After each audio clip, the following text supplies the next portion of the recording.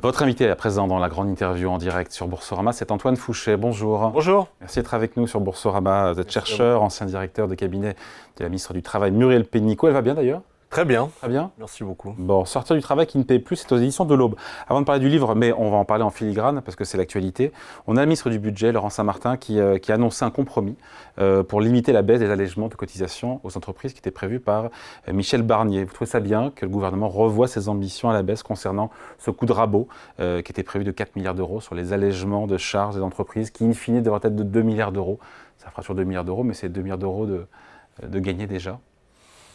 Je dirais de perdu en moins, mais quand on fait une grosse bêtise, ou quand on propose une grosse bêtise, au sens une erreur historique qui revient sur la politique de l'offre mise en place il y a 10 ans par François Hollande et qui a donné les résultats et le fait que même qu'il y ait certains signaux suffit à relancer la vague de désindustrialisation qu'on voit malheureusement depuis la semaine dernière.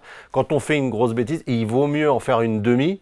Enfin, une demi-bêtise, ça reste une bêtise. Donc, il vaudrait mieux... Donc, c'est une erreur, vous écoutez, que le gouvernement cherchait à faire des économies sur les allègements de charges. C'est une erreur historique. Que de vouloir revenir en arrière sur le coût du travail. Ça fait 10 ans, c'est Louis Gallois, un industriel, qui avait fait un rapport implacable et contesté par personne sur le fait que l'industrie française avait un problème de compétitivité prix, de positionnement aussi, mais de compétitivité prix. C'est un gouvernement de gauche socialiste qui a eu le courage de baisser les charges de façon historique, même si, même avec cette baisse de charges, les entreprises industrielles françaises ont toujours, par exemple, par rapport aux Allemandes, 30 milliards de charges en plus. Donc même avec cet allègement, elles ont des charges en plus. Et on est le pays le plus désindustrialisé d'Europe, en industrie manufacturière. On est au niveau de Chypre et de la Grèce en pourcentage de PIB. Quand on enlève l'énergie et qu'on prend que l'industrie manufacturière, c'est en partie en raison de charges trop lourdes. Et ce que trouve le moyen de faire le gouvernement, c'est d'alourdir encore les charges. Donc oui, je pense que ce n'est pas excessif de dire que c'est une erreur historique. Ça aura mécaniquement un impact sur l'emploi, sur le chômage ? Surtout sur le chômage, pas tant que ça, pour une raison un peu bête, mais très puissante. Ouais, exactement. La démographie, la population active française n'augmente plus.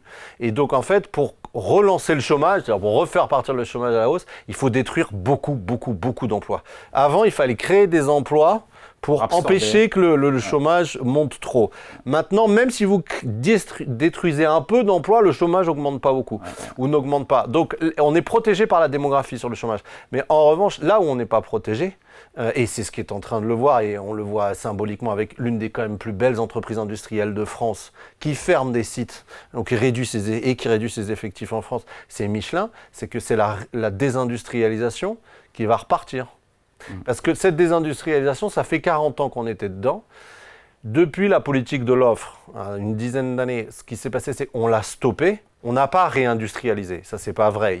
On a stoppé la désindustrialisation. Et ce qu'on risque de faire, c'est de la refaire repartir. Et le problème de cette désindustrialisation... Tout ça pour 2, 3 ou 4 milliards d'euros de coup de rabot sur les allègements de cotisation, vraiment ? Parce que c'est un coup de rabot ou une hausse du coût du travail qui s'ajoute à 40 ans de politique anti-industrielle ou qui n'est pas favorable à l'industrie en France. Et donc, il y a des habitudes qui ont été prises, méfiance sur le site France, méfiance par rapport à l'instabilité des politiques qui sont menées, et donc désindustrialisation. Depuis la politique de l'offre, cette désindustrialisation, elle a été stoppée. Mais on n'est pas redevenu, comme par magie, en 10 ans, un pays très industrialisé. Et là, ce qui est le signal qui est envoyé, plus des charges réelles, c'est que on est reparti dans l'autre sens. Et donc, en fait, les mauvaises habitudes qui avaient abouti à la désindustrialisation historique de la France reprennent. Et donc, ce qu'anticipent les acteurs, c'est que l'Europe, et la France en particulier, n'est plus un pays où il faut produire pour pouvoir exporter. Le patron de Michelin l'a dit explicitement au Parlement. Et on ne se rend pas compte de la gravité de ce que ça veut dire. C'est l'appauvrissement collectif programmé, la désindustrialisation européenne. Est-ce qu'il ne faut pas, Antoine Fouché, distinguer le travail peu qualifié, entre guillemets, du travail qualifié, quand on parle allègement de charges et coût du travail. On sait bien, on est documenté là-dessus, quand on augmente le coût du travail sur le travail peu qualifié, ça détruit de l'emploi. Est-ce que vraiment ça détruit de l'emploi sur les cadres si on augmente un petit peu les cotisations? Je ne pense pas, mais je ne suis pas un expert. Non, mais c'est documenté ce que vous dites. Ça ne détruit pas de l'emploi, mais ça fait que des arbitrages entre investir en France ou investir en Allemagne ou investir en Suède ou investir en Italie se font au détriment de la France. Voilà. Donc, et par ailleurs, ça fait aussi que la différence quand vous êtes un ingénieur, par exemple, la différence entre ce que vous gagnez et ce qui vous reste sur votre compte en banque s'accroît. Et donc, ça rend le site France moins attractif et pour les entreprises et pour les salariés pour ce qui est le cœur de l'économie de demain, par exemple, qui est la tech, ou l'un des cœurs de l'économie de demain, qui est la tech. Là, l'augmentation de charges du gouvernement, même dans la version revue, 2 milliards d'euros. Elle se fait, oui, mais ça s'ajoute au différentiel. Par exemple, pour l'industrie, même si les 2 milliards ne sont pas que sur l'industrie, mais mettons qu'il y ait la moitié, même seulement un quart, mettons que ce soit que 500 millions sur l'industrie. Ça s'ajoute aux 25 à 30 milliards qu'ils ont déjà en plus par rapport aux entreprises allemandes. Ah oui, pardon. Sur la totalité des charges. Quand vous êtes un chef d'entreprise, vous regardez sur votre bilan comptable, vous regardez la totalité, peu importe que ce soit du social, des taxes de production, etc., peu importe.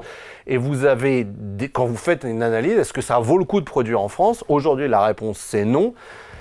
Et ça va être encore plus non. Donc, à un moment donné, et ça rejoint le titre du bouquin, c'est aussi parce qu'on s'est désindustrialisé que le travail ne paye plus, parce que c'est dans l'industrie qu'il y a les gains de productivité, qu'il y a l'innovation, etc. Et donc, le fait que le travail ne paye plus, lié à la désindustrialisation, au sous-investissement dans l'éducation et dans l'innovation, c'est un choix collectif français. Ouais, après, nous ne pouvons nous en prendre qu'à nous-mêmes. Ouais, après, on peut s'en prendre à soi-même, et puis on peut regarder ce qui se passe à l'étranger. L'arrivée de Trump, enfin le retour de Trump à la Maison-Blanche, qui a prévu de baisser les impôts. Et évidemment, on se dit que renchérir le coût du travail chez nous, c'est peut-être pas conjoncturellement, en tout cas, la meilleure des choses. Hein. Oui, et puis surtout qu'en plus, Trump, là-dessus, on a des yeux un peu, je pense, biaisés, nos yeux d'Européens, en disant que ça va être différent de Biden. Mais en fait, qui a commencé la politique hyper agressive, pro-industrielle américaine? C'est Trump. C'est Biden. C'est Biden. Enfin, Trump a commencé avec les droits de douane, mais ce qui fait le plus de mal à l'industrie européenne, c'est l'IRA, exactement. C'est qui fait que vous subventionnez à mort votre industrie. Donc, l'Europe, par rapport aux États-Unis et à la Chine, les États-Unis subventionnent à fond leur industrie pour réindustrialiser chez eux. Avec une énergie qui est pas chère. Avec une énergie pas chère. Les Chinois font la même chose, et nous, on reste passifs en regardant l'industrie européenne et notamment française s'en aller ou commencer à être à nouveau détruite.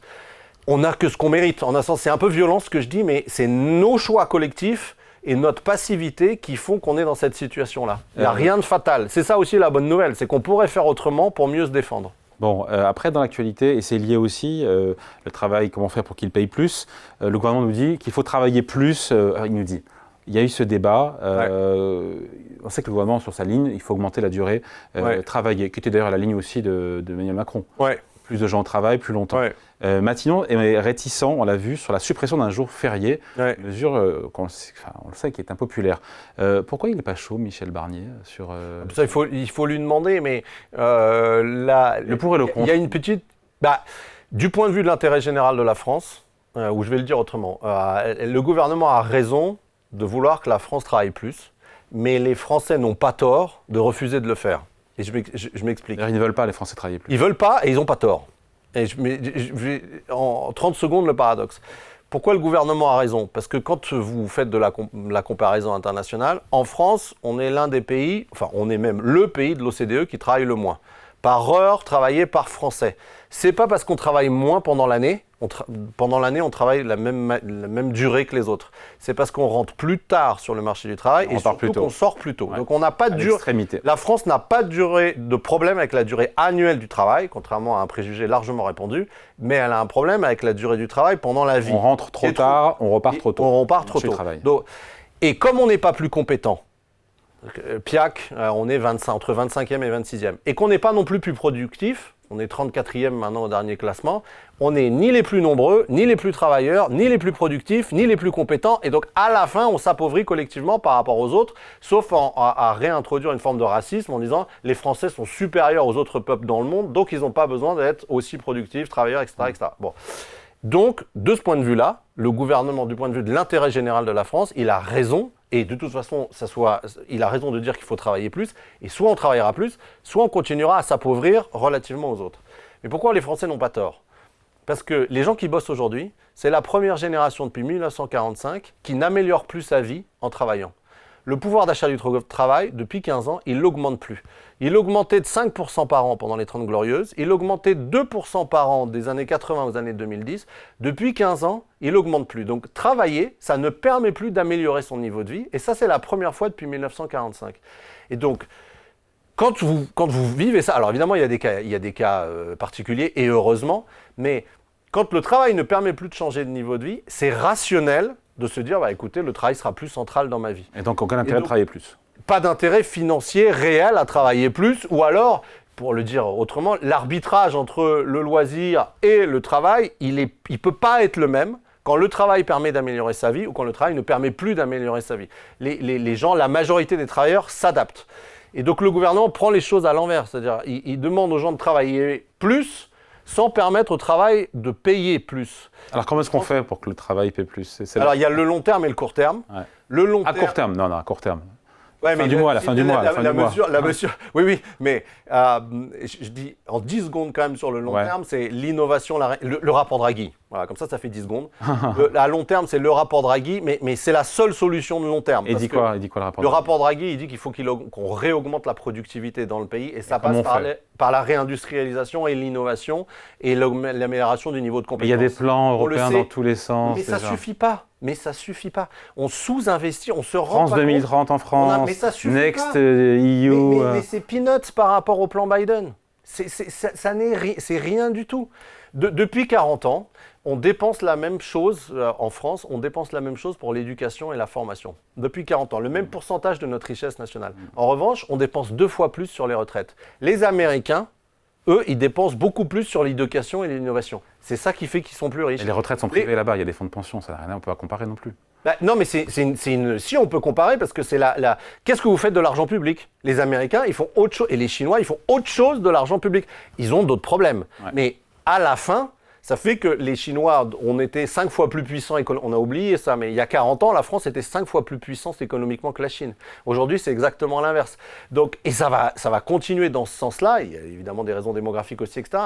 Mais si on continue à sous-investir dans l'éducation et l'innovation, et si on continue à surinvestir dans la protection sociale, et notamment les retraites, en fait. Donc ça, c'est le long terme. Et à court terme, il faut réduire l'écart entre ce que les gens gagnent et ce qu'ils gardent pour eux sur leur compte en banque. Le travail est trop taxé. S'il ne paye pas pour vous, et c'est tout l'enseignement de ce livre, un des enseignements, c'est qu'il est trop taxé. Mais on va vous répondre que les cotisations, c'est ce qui finance le modèle social français, auquel on est tous attachés. Et c'est vrai, mais ce à quoi on peut répondre, on peut financer le modèle social français exactement le même, autrement. Et donc, on peut avoir le même modèle social français avec un travail qui paye plus. Là aussi, c'est un choix de société. On taxe le travail 8 fois plus que les retraites, 8 fois plus que l'héritage, 3 fois plus que les retraites et 1,5 fois plus que l'investissement. Les dividendes. Les dividendes notamment, mais les revenus de l'immobilier aussi. Et donc, il est là le problème. C'est pas que le problème, parce qu'encore une fois, le vrai problème, c'est notre productivité, et donc c'est ce sur quoi il faut travailler. Mais ce qui aggrave notre problème du travail qui ne paye plus, c'est l'écart entre ce que les gens gagnent… Brut et le net. Entre le brut et le net, et même entre le super brut et le super net, c'est-à-dire le coût total, c'est-à-dire en fait l'argent que le salarié gagne à la fin, et… Ce que ça coûte à la boîte. Donc, ce qui est combien d'ailleurs ? On a des chiffres là-dessus ? Il est de 46% en moyenne, c'est les chiffres de l'OCDE, c'est le chiffre que je retrouve, le calcul, je donne en France, dans le bouquin. Donc, ça veut dire, je vous donne un exemple très concret, le salaire médian en France, c'est 2091 € net. Ouais. Donc, ça veut dire il y a 50% des gens qui gagnent plus, 50% des gens qui gagnent moins. Mais quand vous avez 2091 € qui arrivent sur votre compte, en réalité, vous en avez gagné 3600. Ouais. Vous avez gagné 3 600 euros. Donc, on pourrait réduire cet écart-là entre 2 100 et 3 600 de façon à ce que les gens soient mieux rémunérés. Et ce n'est pas que les salariés, hein, c'est aussi les indépendants, les fonctionnaires, qui soient mieux rémunérés sans que ça coûte 1 euro de plus à la boîte. Voilà. Et donc sans dégrader nos capacités d'investissement dont on a besoin. Ça serait, Antoine Fouché, un big bang fiscal. Vous proposez en gros de rebasculer. Donc, ça serait 100 milliards d'euros d'allègement que vous proposez sur la fiscalité du travail. Et donc, on va taper les retraites, les dividendes, les héritages et la consommation. Mais l'avantage la consommation, la TVA, super. Hein. Non, parce que la TVA, elle est payée par tout le monde. Et donc, si vous, dans le calcul que je fais, c'est que si vous redonnez, c'est pas que vous donnez, hein, mais c'est si vous prenez en moins aux travailleurs 100 milliards qu'ils ont gagnés, mais vous leur prenez en moins, et vous augmentez la TVA, par exemple, de 4 points, en gros, vous leur reprenez d'une main 35, vous leur donnez d'une main 100 et vous leur reprenez d'une main 35. Mais ils sont gagnants de 65. Donc, le choc de pouvoir d'achat pour les travailleurs, vous l'avez, même si vous augmentez un peu la TVA. En revanche, vous avez un choc négatif, ça c'est vrai, pour les retraités. Alors, une partie des retraités, je ne pense pas tous les retraités, les 20% les plus aisés, c'est ce que je propose dans le bouquin. Les héritages vraiment les plus chanceux, mais là 10%. Plus de 500 000 euros. Plus de 105 000 euros net par mois. On pourrait même baisser les droits de succession sur 90% des gens. Parce que en fait, l'avantage, en un sens que le patrimoine soit hyper concentré en France, c'est que si vous voulez faire une mesure de rentabilité, il faut l'augmenter un peu sur les héritages les plus chanceux, mais comme il y a très peu d'héritages dans une grande partie des familles françaises, vous pouvez baisser, ça vous fera pas perdre beaucoup d'argent en termes de recettes. Et sur le capital. Et sur le capital. On est à 30%, on passera à 36%. Oui, mais c'est moins que ce qu'il y avait sous Hollande. Et sous Hollande, la France était déjà un pays assez attractif, moins qu'aujourd'hui. Ça, c'est vrai. C'est pour ça que je propose de faire une expérimentation, de prendre le pari qu'à 36%, ça ne fera pas fuir les investisseurs. Et si jamais on constate une baisse des investissements, il faudra sans doute réajuster. Mais des dialogues que je peux avoir à beaucoup de chefs d'entreprise, avec beaucoup de jeunes entrepreneurs, start-upers, dont plusieurs sont des clients d'ailleurs, à 36%, le PFU, il reste en France. C'est pas ça qu'il faut et qu'ils vont partir. C'est pas vrai. Unique, la flat tax. Exactement. Bon, et donc en fait, l'idée de ces 100 milliards d'euros d'allègement sur la fiscalité du travail, c'est de baisser de 10 points la taxation du travail qui passerait de 46%, dont on a parlé, à 36%. Exactement. Et là, le travail, il paye. Pour tout le monde. Je vous reprends l'exemple. Pour tout le monde, c'est-à-dire les salariés, les fonctionnaires et les indépendants. Et je vous reprends l'exemple du salaire médian, 2100 euros. Quand vous avez 2100 euros, c'est 3006. Quand vous gagnez 3006, il vous en resterait plus, enfin pas seulement 2100 comme aujourd'hui, mais plutôt 2500. Vous étalez ça sur 5 ans. Et donc en fait, si on fait un calcul, c'est des ordres de grandeur, hein, mais le Big Bang en faveur des travailleurs, il permettrait de garantir une augmentation des salaires, en moyenne, de 5 à 6% par an pendant 5 ans. Donc on voit qu'on change la donne. Le travail, ça vaut le coup de travailler et le travail permet à nouveau d'améliorer son niveau de vie. Antoine Fouché, il faut l'envoyer à Michel Barnier, ce truc-là. Enfin, ce bouquin, ce livre. Mais il y a beaucoup de ses conseillers qui l'ont déjà lu. Mais après, c'est là. Mais c'est pas. Michel Barnier. Il faut une majorité pour voter ça, c'est ça, hein? Pardon? Il faut une majorité pour voter ça. Il y aurait une majorité pour voter ça? Je pense pas, parce qu'on voit bien les débats au Parlement. Je pense que c'est pas d'être démagogue de dire ça ou d'être populiste. Personne ne travaille pour l'intérêt général là en ce moment. Du pays. Et c'est pour ça qu'on est en train un peu de s'enfoncer un peu plus dans la vase. Mais il n'y a pas de vision. Personne n'a de vision. Le gouvernement non plus n'a de vision. Il essaye de colmater les brèches par rapport au déficit énorme qu'on a. Ouais. Et peut-être qu'il part au plus pressé, mais n'empêche qu'avec le budget tel qu'il l'a présenté, en tout cas récemment, la France sera plus faible l'année prochaine, en 2025, qu'en 2024. Elle aura peut-être un peu moins de déficit, mais elle aura des boulets aux pieds sur son développement encore plus important qu'aujourd'hui. Donc, non, je pense que c'est pour ça que dans le bouquin, je fais la proposition d'un référendum. Le travail, c'est un contrat social. Avec quelle question? C'est quoi la question sur le référendum? Voulons-nous refonder notre contrat social à partir du travail? Bon, voilà. Et derrière, le projet de loi... On ne peut pas dire non. Hein. Personne ne dira non à ça. Ça dépend, parce que si vous allez jusqu'au bout, ça veut dire quoi? Ça veut dire qu'il faut favoriser les personnes qui gagnent leur argent en travaillant, par rapport aux gens qui gagnent leur argent autrement qu'en travaillant. Et c'est là où tous ceux qui gagnent leur argent autrement qu'en travaillant, les rentiers, les retraités, les héritiers, ils commencent à se dire, bon, alors combien vous allez me prendre? Donc, et c'est là où, non, c'est pas du tout évident, parce que sinon, on voit bien, par exemple, ce qui s'est passé sur les retraites, avec la course à l'échalote entre les leaders de la majorité, pour dire, c'est moi qui ai sauvé les retraités, c'est moi qui ai sauvé les retraités, alors que le problème de ce pays, notamment, c'est qu'on sous-investit sur, encore une fois, les dépenses d'avenir, la transition énergétique, l'éducation, la formation, etc., et on surinvestit dans la protection, même pas dans la protection sociale, dans la consommation des retraités qui, par ailleurs, en moyenne, ont déjà un niveau de vie supérieur à celui des actifs. Oui, donc, mais on marche. Votent. Oui, ils votent. C'est un votant sur 2, un inscrit sur 3, c'est QFD. Ouais. Mais c'est ça aussi qui fait que la France s'enfonce dans la vase, et c'est objectif de le dire, chacun a autre chose à faire, mais regardez les statistiques de l'OCDE, sur le long terme, elles sont très bien faites. La courbe de la France, elle est plate depuis quelques années, mais c'était un faux plat descendant depuis une quarantaine d'années. Il faut lire Antoine Fouché, Sortir du travail qui ne paie plus, c'est aux éditions de l'Aube. Merci pour cet entretien. Merci à vous.